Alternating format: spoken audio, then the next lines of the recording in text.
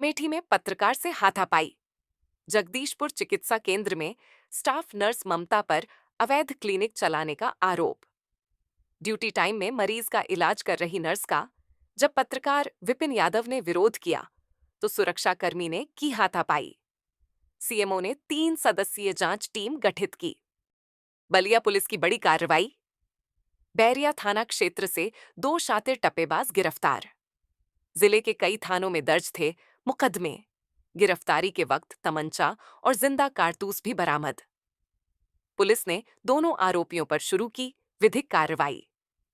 टप्पेबाजों का खेल खत्म, अब होगी कानून की चाल। श्रीमान पुलिस अधीक्षक महोदय बलिया के द्वारा अपराध और अपराधियों के विरुद्ध चलाए जा रहे अभियान के क्रम में आज बैरिया पुलिस के द्वारा टप्पेबाजी की घटना से संबंधित एक ऑर्गेनाइज ग्रुप के विरुद्ध कार्रवाई की गई है। इस ग्रुप के द्वारा बलिया के अलग अलग थाना क्षेत्रों में कई घटनाएं कारित किया गया था। इनमें से सिकंदर डोम और मुन्ना डोम को आज अरेस्ट कर माननीय न्यायालय के समक्ष रिमांड के लिए प्रस्तुत किया जा रहा है। इनके पास से 4500 रुपये नगद बरामद किया गया है। इसके अलावा 2 अदद देसी तमंचा और 3 अदद जिंदा कारतूस इनके पास से मिला है। अन्य 4 अभियुक्तों को वांछित किया गया है। फॉरवर्ड और बैकवर्ड लिंकेजेस स्टैब्लिश कर विवेचनात्मक कार्रवाई प्रचलित है। जय हिंद। 2 करोड़ 8 लाख की ऑनलाइन ठगी का पर्दाफाश। भारतीय नौसेना के रिटायर्ड अफसर से की गई बड़ी साइबर ठगी। 6 शातिर आरोपी गिरफ्तार। शेयर खरीदवाने के नाम पर की थी धोखाधड़ी। 51 ट्रांजैक्शन के जरिए आईएमपीएस और आरटीजीएस से उड़ाए गए पैसे। पुलिस ने बरामद किए 3,01,000 रुपये नकद, 17 lakh freeze, 2 lakh refund, 8 mobile, 2 laptop, 13 ID, bank documents और ढेर सारा सामान। मामला बिजनौर के लालपुर गांव का। इस पे जो है तत्काल एफआईआर दर्ज की गई और इसमें साइबर टीम और स्वाट टीम के जॉइंट कार्रवाई से इसमें जो है 6 अभियुक्तों को गिरफ्तार किया गया है। विस्तृत जानकारी करने पर यह ज्ञात हुआ कि पहले व्हाट्सएप के थ्रू उन्हें जो है एक मैसेज आया था इसके संबंध में और एक लेडी ने जो है खुद को शेयर मार्केट का एडवाइज़र बताते हुए इन्हें जो है कुछ स्मॉल अमाउंट्स जो है अलग अलग स्टॉक्स में जो है शॉर्ट सेलिंग के थ्रू इन्वेस्ट करने के लिए कहा। उसमें जब प्रॉफिट हुआ तो इन्हें जो है वो इनकी विश्वास पात्र बन गई जो शेयर मार्केट एडवाइज़र थी और उसके बाद इन्हें जो है एक ग्रुप में जोड़ा गया जिसमें कि अन्य भी कई मेंबर्स थे और उसमें इन्हें बीएन फास्ट ट्रैक पोर्टल नाम से एक ऐप डाउनलोड करने के लिए कहा गया जो एंड्रॉयड प्ले स्टोर पर उपलब्ध था। उसके थ्रू इन्हें जो है व्हाट्सएप ग्रुप के थ्रू इन्हें अकाउंट्स भेजे जाते थे और उसमें पैसे ट्रांसफ़र करने के लिए कहा जाता था। इन्हें ये बताया जाता था कि ये पैसे जो है उस एप्लीकेशन के थ्रू इन्वेस्ट किए जा रहे हैं और उस ऐप में एक डैशबोर्ड दिखाया जाता था जिससे कि इन्हें ये दिखाया जाता था कि जो इन्वेस्टमेंट आप कर रहे हैं उस पर प्रॉफिट हो रहा है। ये डैशबोर्ड पूरी तरह से फर्जी था और इनके द्वारा भेजे गए जो भी अमाउंट्स थे वो एक्चुअली फर्जी या शेल कंपनीज़ के नाम के जो करंट अकाउंट हैं उनमें पैसे ट्रांसफ़र हो रहे थे जिन्हें तत्काल विथड्रॉ कर लिया जा रहा था और एक झूठा डैशबोर्ड बना के इन्हें ये दिखाया जा रहा था कि आपको प्रॉफिट हो रहा है। देवरिया में बीजेपी नेता की दबंगई का वीडियो वायरल। जमीनी विवाद में फरसा लहराते हुए घर में घुसे संजय राव और समर्थक। पड़ोसी अभिषेक राव और उनके परिवार पर की बेरहमी से मारपीट। महिलाओं तक को नहीं छोड़ा, सब कुछ कैमरे में कैद। पीड़ित ने सदर कोतवाली में दी तहरीर, मांग की गई सख्त कार्रवाई की। क्या अब भी सत्ता की हनक के आगे कानून झुकेगा? हापुड़ में राशन घोटाले का खुलासा। एफसीआई के बाहर राशन से भरे ट्रक में पानी डालकर वजन बढ़ाने की शर्मनाक कोशिश। पहले गेहूं से भरी बोरियां ई रिक्शा से भेजी गईं, फिर बची हुई बोरियों में डाला गया पानी। स्थानीय लोगों ने किया हंगामा। मौके पर पहुंची खाद्य आपूर्ति विभाग की टीम ने ट्रक को कब्जे में लिया। जांच जारी है। अगर जालौन पुलिस ने बड़ी कामयाबी हासिल की है। 13 मई को हुई युवक की सनसनीखेज हत्या के मामले में फरार चल रहे इनामी आरोपी सचिन पाल को गिरफ्तार कर लिया गया है। सचिन पर था 25,000 रुपये का इनाम, जिसने साजिश के तहत युवक की बेरहमी से हत्या की थी। पुलिस की सतर्कता और तेज कार्रवाई ने एक खतरनाक अपराधी को सलाखों के पीछे पहुंचा दिया। प्रधानमंत्री नरेंद्र मोदी ने कानपुर में कहा, भारत माता की जय के साथ शुरू हुआ उनका संबोधन। उन्होंने 47,600 करोड़ की 17 परियोजनाओं का किया लोकार्पण, जिसमें मेट्रो, रेलवे ब्रिज और वर्ल्ड क्लास इंफ्रास्ट्रक्चर शामिल हैं। प्रधानमंत्री ने ऑपरेशन सिंदूर का जिक्र करते हुए कहा, हमारी सेना ने पाकिस्तान में घुसकर आतंकियों के ठिकाने तबाह किए। पाक सेना को गिड़गिड़ाकर युद्ध रोकना पड़ा। ये सिर्फ विकास नहीं, ये नया भारत है, जवाब भी देता है, निर्माण भी करता है। एक पत्रकार के साथ हुआ अन्याय।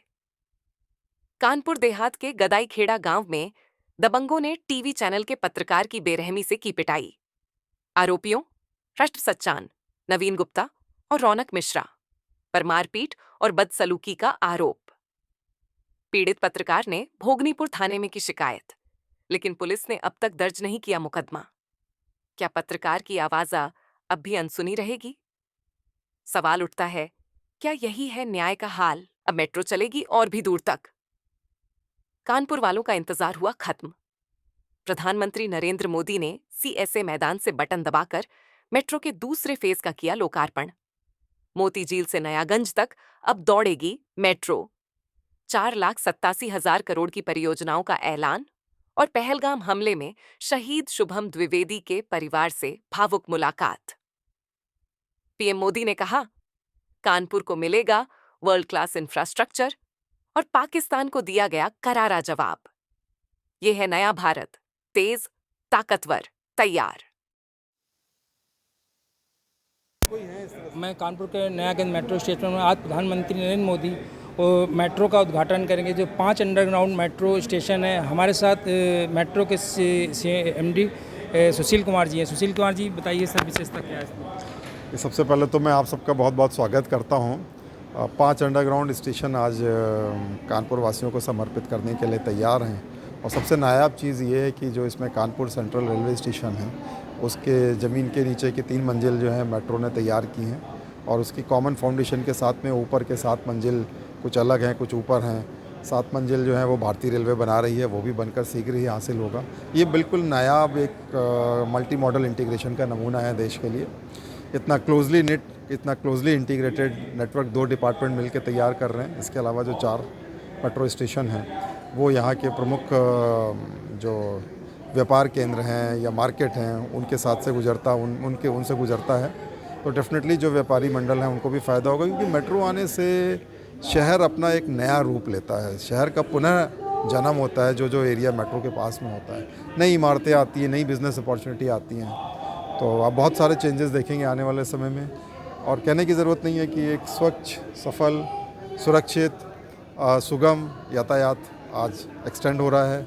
जो आईआईटी कानपुर से लेकर के जब कानपुर सेंट्रल तक का टाइम, आपका समय की बचत होगी, कम से कम आधा घंटा जल्दी आप पहुंच पाएंगे। तो ये बहुत सारी सुविधाएं हैं। इसके अलावा जो birthday party, kitty party, marriage shoot वगैरह वगैरह, ये सब तो जनता के लिए अवेलेबल हैं ही। इसको अपना नेटवर्क माने, अपना यातायात साधन मांगे, ज़्यादा से ज़्यादा नंबर में आएँ और उसको अपनाएं। न केवल बारिश में, तेज़ धूप में, हर टाइम ये आपके लिए है, आपके लिए ही बना है। तो सभी गुजारिश है उन सब लोगों से जो कानपुर के रहने वाले हैं कि इस मेट्रो को, जो कि आपकी मेट्रो है, उसमें आएँ, उसको अपनाएं। सर, तीसरे चरण के लिए कब तक कंप्लीट हो जाएगा?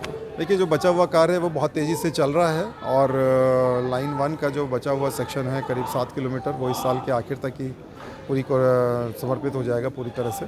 और लाइन 2 का काम भी तेज़ी से प्रगति पे है। जैसा कि सुशील कुमार ने बताया कि कार्य प्रगति पर और तेजी से आएगा। श्याम सिंह, टीवी 24 कानपुर। तेज रफ्तार बनी मौत की वजह। पश्चिम शरीरा में बाइक पोल से टकराई, एक युवक की मौके पर मौत।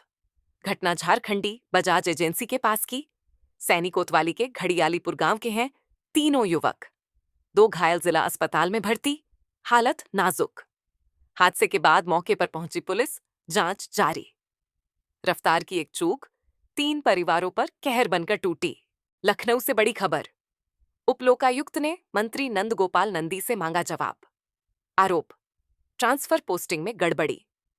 पूर्व आईपीएस और आजाद अधिकार सेना के अध्यक्ष अमिताभ ठाकुर की शिकायत पर उपलोकायुक्त ने लिया संज्ञान। मंत्री पर आरोप, 2023 से 24 में 5 ऐसे अफसरों का ट्रांसफर जिन पर पहले से ही सतर्कता, जांच और गंभीर आरोप थे। मंत्री को 10 जून तक देना होगा जवाब। अब सबकी नजरें हैं, क्या कार्रवाई होगी? औद्योगिक विकास मंत्री श्री नंद गोपाल नंदी के विभाग में ट्रांसफर पोस्टिंग की गड़बड़ी के संबंध में मेरे द्वारा प्रस्तुत शिकायत का संज्ञान लेते हुए उप लोकायुक्त उत्तर प्रदेश ने मंत्री श्री नंदी से 10 जून तक जवाब मांगा है। शिकायत में गंभीर भ्रष्टाचार के आरोपित अफसरों को महत्वपूर्ण तैनाती देने और कई अफसरों को उनके ज्येष्ठता से ऊपर के पदों पर पदस्थापित करने जैसे आरोप शामिल हैं। 7 जून को है बकरीद, ईद उल अजहा। लखनऊ ईदगाह में प्रशासन और धर्मगुरुओं की अहम बैठक हुई संपन्न। साफ सफाई, सुरक्षा और शांति व्यवस्था को लेकर चर्चा। नगर निगम से लेकर पुलिस तक अलर्ट मोड पर।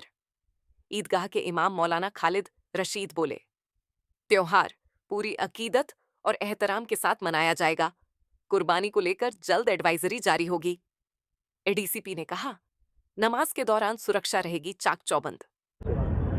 आज यहाँ ईदगाह ऐशबाग लखनऊ में इस्लामिक सेंटर ऑफ इंडिया के ज़ेर एहतिमाम ईद उल अज़हा की तैयारियों को लेकर के एक बड़ी बैठक हुई, जिसमें पुलिस कमिश्नरेट की जानिब से हमारे एडीसीपी वेस्ट साहब, एडीसीपी वेस्ट साहब और एसीपी साहबान, जिसमें कि एसीपी चौक, एसीपी बाज़ार खाला और दीगर हज़रात तशरीफ़ फरमा थे, और डिस्ट्रिक्ट एडमिनिस्ट्रेशन की तरफ से सिटी मजिस्ट्रेट और एसीएम और नगर निगम के और मुख्तलिफ़ डिपार्टमेंट्स के तमाम ऑफिसर्स यहाँ पे जमा हुए और सब ने इस बात पर गौर व खौस किया कि ईद उल अज़हा को किस तरीके से अच्छे और बड़े पैमाने पर सेलिब्रेट किया जाए, जिसमें कि नमाज़ें भी अच्छे से हो जाएं और क़ुरबानी में भी कोई दिक्कत और परेशानी ना हो। और इस सिलसिले में इस्लामिक सेंटर ऑफ इंडिया की जानिब से जो एडवाइज़री जारी की गई है, उसको इंशाअल्लाह मंडे को मीडिया को रिलीज़ किया जाएगा।